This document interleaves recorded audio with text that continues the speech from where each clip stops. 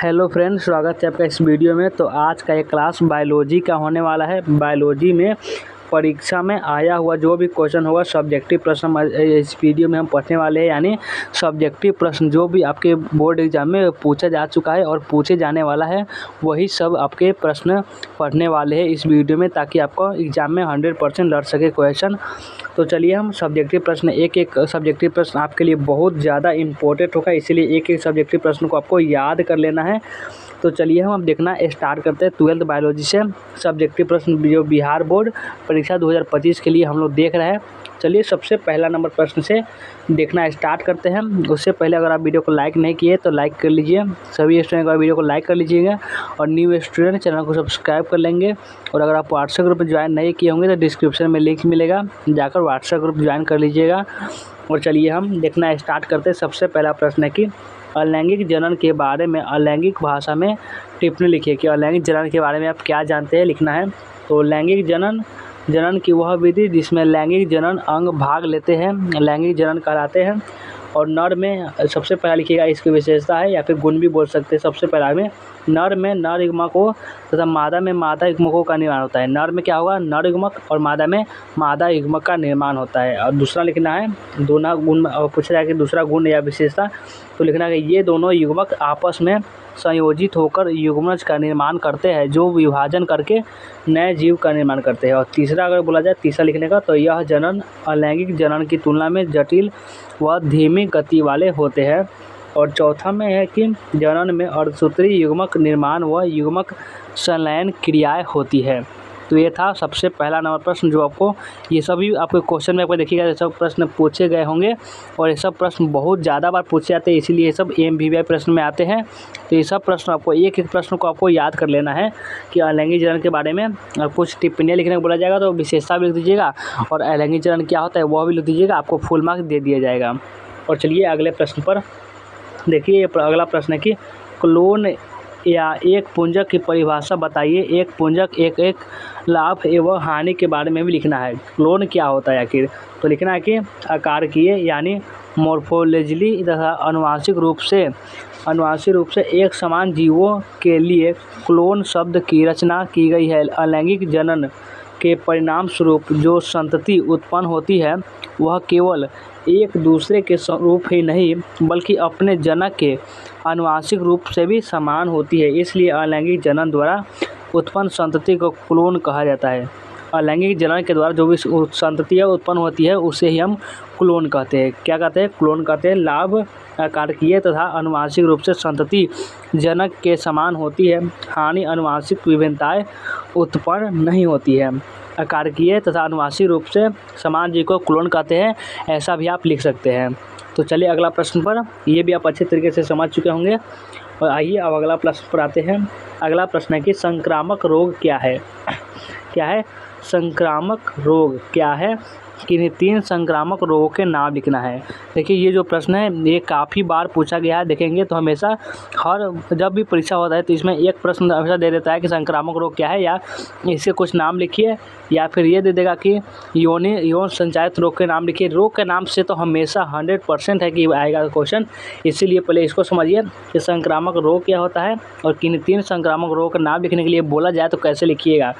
तो ऐसे रोग जिसमें संक्रमण कारक तुरंत संक्रमण उत्पन्न कर देता है उसे संक्रामक या संचरणीय रोग कहलाते हैं। यानी संक्रमण यानी एक दूसरे से फैलने वाला, किसी एक में है उससे संपर्क में रहने पर किसी दूसरे में भी हो जाता है, उसे कहते हैं संक्रामक रोग। यानी एक संक्रमण से दूसरे में संक्रमण हो जाता है, संक्रमित व्यक्ति उसी को बोलते हैं संक्रामक रोग। यानी सिंपल भाषा में समझ सकते हैं कि एक जगह से दूसरे जगह जो रोग से पहुँच जाता है एक व्यक्ति से दूसरे व्यक्ति में, उसे कहेंगे संक्रामक रोग। और इसका उदाहरण क्या क्या है, उदाहरण देखिए, हैजा हो जाएगा, विब्रियो कोलेरी, पोलियो विषाणु और रेबीज, रिजेंड्रोवायरस इत्यादि होते हैं। ये संक्रामक रोग होते हैं जो एक दूसरे से फैलने वाले रोग इसमें से आते हैं।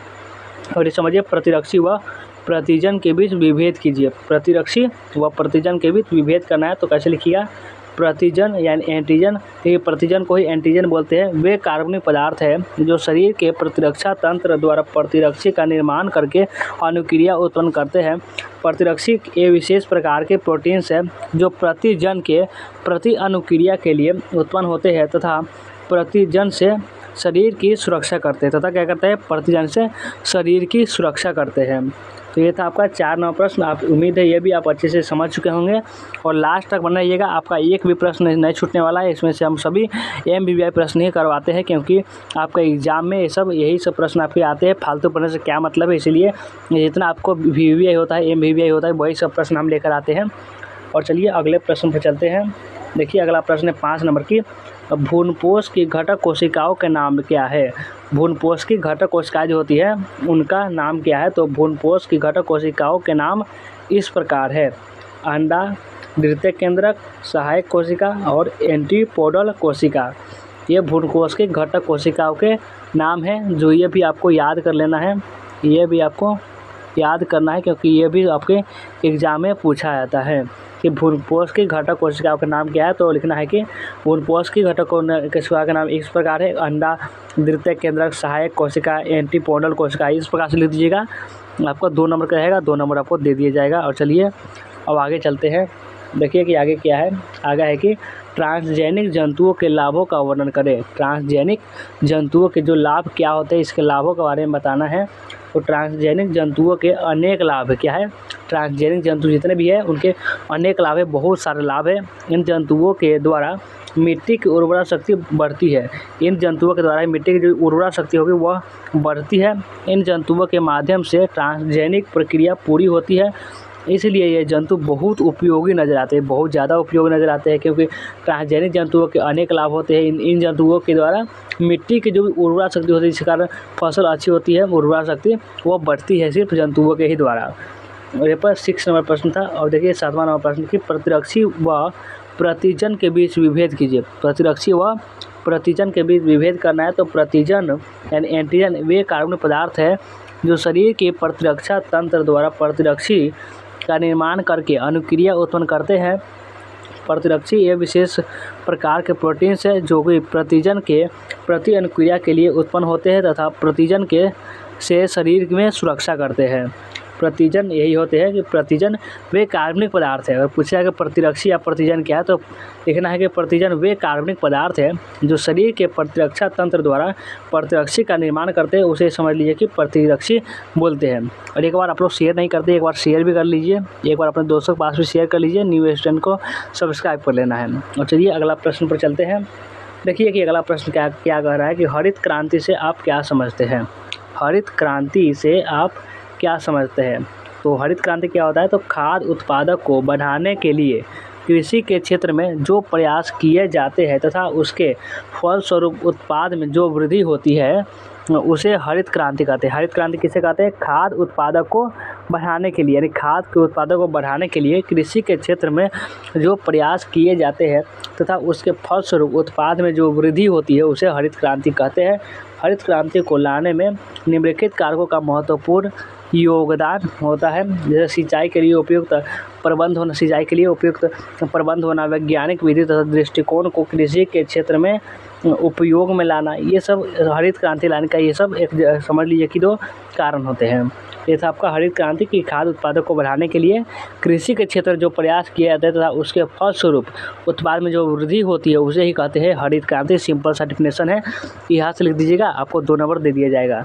यानी ये सब प्रश्न जो है हमेशा पूछे जाते हैं, ये हमेशा एग्जाम लेवल का प्रश्न होता है, ये हमेशा पूछे जाते हैं इस प्रकार के। देखिए पूछे गए प्रश्न ज़्यादातर पूछे जाते हैं, क्योंकि आप क्वेश्चन बैंक में देखेंगे तो बहुत सारे ऐसे प्रश्न में मिलेंगे जो कि रिपीट करते रहते हैं, लगभग 5 से 6 बार भी पहुंच चुके हैं, उतना बार ही लगभग पूछे जा चुके हैं। तो हो सकता है कि ये भी पूछ दें, तो इसलिए इसको भी करना ज़रूरी है। और चलिए अगले प्रश्न पर चलते हैं।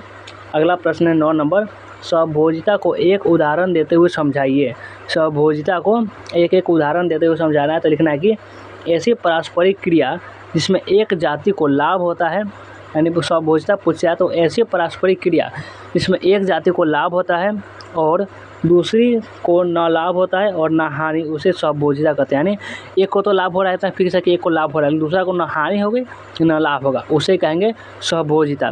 जैसे आर्किड का आम के वृक्ष की शाखाओं पर उगना, ये सब है स्वभोजिता के उदाहरण है। तो स्वभोजिता भी आप समझ चुके होंगे कि ऐसी पारस्परिक क्रिया जिसमें एक जाति को लाभ होता है और दूसरा को न हानि और न लाभ होता है उसे स्वभोजिता कहते हैं। बहुत ही आसान सा डेफिनेशन है। और ये 10 नंबर प्रश्न है कि ध्वनि प्रदूषण से आप क्या समझते हैं, इसके दुष्परिणामों का उल्लेख करना है। ध्वनि प्रदूषण जो आप अभी गाना सुन रहे होते हैं, डीजे बज रहा होता है, जिससे बहुत सारे बड़े बड़े बक्से उक्से बज रहे होते हैं, वही सब तो आपका है ध्वनि प्रदूषण। इसके कारण तो ध्वनि से भी बहुत सारे रोग होते हैं जो उत्पन्न होते हैं। तो ये ध्वनि प्रदूषण बहुत ज़्यादा बढ़ चुका है। आप अगर हेडफोन लगाकर गाना सुन रहे हैं तो ये सब अभी आपका ध्वनि प्रदूषण ही है, ये सब खतरे का प्रतीक है, समझ लीजिए।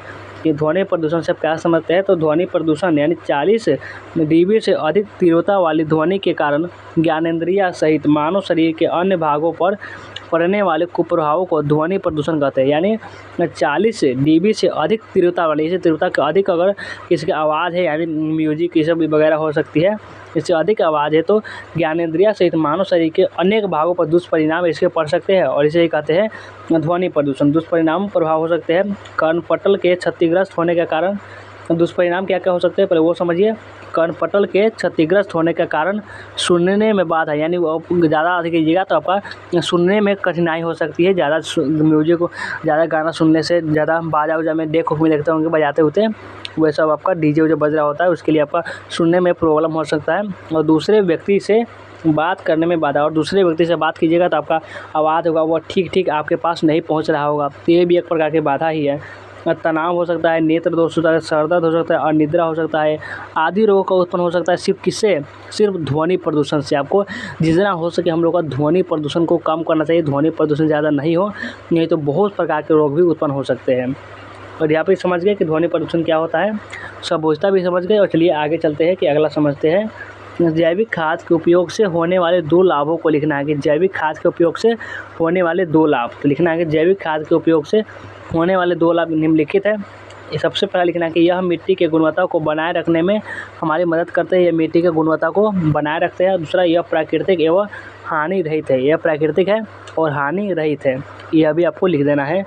और चलिए आगे चलते हैं। अगला प्रश्न है कि कैंसर के 2 लक्षणों को बताइए। कैंसर के 2 लक्षण कौन कौन से। कैंसर के 2 लक्षण, एक में सबसे पहला कि वजन में कमी हो जाएगी। आपका जो भी वजन होगा, जितना आपके वजन होगा उसमें कमी आ जाएगी। और शरीर के किसी भाग का अत्यधिक वृद्धि, और किसी भी भाग का अगर अत्यधिक वृद्धि हो रहा है तो ये सब आपका कैंसर का ही कारण है। और चलिए आगे चलते हैं।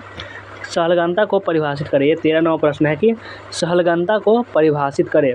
तो लिखना है कि गुणसूत्र के ऊपर उपस्थित वे जीन, सहलगनता को परिभाषित करना है तो गुणसूत्र के ऊपर उपस्थित वे जीन जो अर्धसूत्रण विभाजन के समय एक दूसरे से अलग हुए बगैर पीढ़ी दर पीढ़ी स्थानांतरण करते तो वह क्रिया सहलगनता कहलाती है। सहलगनता किसे कहते हैं, तो गुणसूत्र के ऊपर अवस्थित वे जीन जो अर्धसूत्रण विभाजन के समय एक दूसरे से अलग हुए बगैर पीढ़ी दर पीढ़ी स्थानांतरण करते हैं, वह क्रिया सहलगनता कहलाती है।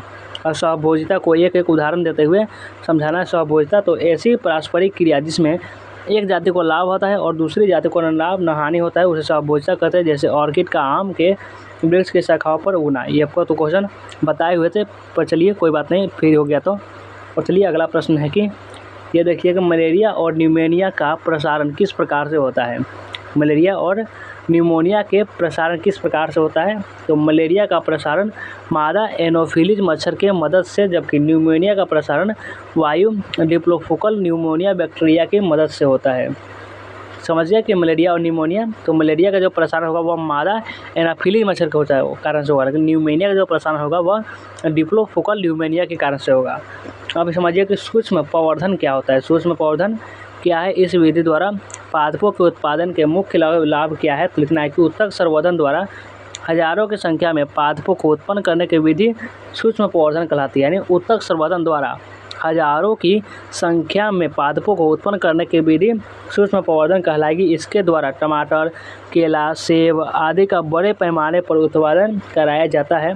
इनमें प्रत्येक पादप आनुवांशिक रूप से मूल पादप के समान होते हैं। तो ये कितना प्रश्न था, हमने 16 हमने प्रश्न करवाए थे। हमने कितना का प्रश्न करवाया, 16 प्रश्न करवाए थे, जो काफ़ी आपके लिए इम्पोर्टेंट था। तो आप सभी प्रश्न को, एक भी प्रश्न को मिस नहीं कीजिएगा, सभी प्रश्नों को आपको याद कर लेना है और कमेंट में बताना है कि आज का क्लास कैसा लगा। और वीडियो को लाइक अभी तक नहीं किए थे तो वीडियो को लाइक कर लीजिएगा, और न्यू स्टूडेंट अगर आप इस चैनल को सब्सक्राइब कर लेंगे।